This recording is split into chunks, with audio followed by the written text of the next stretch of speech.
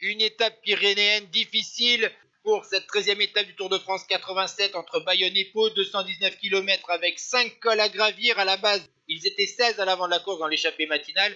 Le seul à résister à l'offensive des favoris, eh bien c'est Eric Breukink. Les favoris, en fait, ils sont 3 grimpeurs à sortir dans le col du Soudé classé en hors catégorie. Will Chase dans un premier temps, puis rejoint par Luis Herrera et Jean-François Bernard, tandis que Martial Gaillan, lui, a complètement explosé et va finir l'étape à plus de 16 minutes.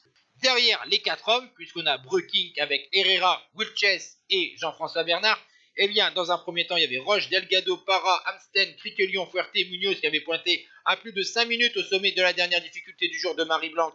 Et ils ont été rejoints dans la descente par des coureurs comme Moté et Fignot. Ils sont donc une trentaine de coureurs derrière le quatuor.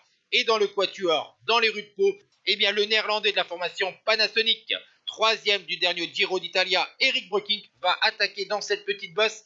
Derrière, eh bien, le seul à pouvoir essayer de réagir, c'est Jean-François Bernard. Mais finalement, Eric Breukink s'impose donc à Pau après plus de 6 heures et 19 minutes de course dans une étape pyrénéenne très difficile. Derrière, c'est donc Jean-François Bernard, deuxième à 6 secondes. Witches termine troisième à 11 secondes et Herrera quatrième à 13 secondes. Et le groupe des favoris, avec 30 coureurs environ, franchit la ligne avec 3,45 de retard, dont Charlie Motet qui prend le maillot jaune. Et voici donc le classement de cette 13e étape. Victoire de Breukink devant Bernard, Wilches, Herrera, Van Lanker, Laguilla, Delgado, Criquelion, Claverola, etc., etc.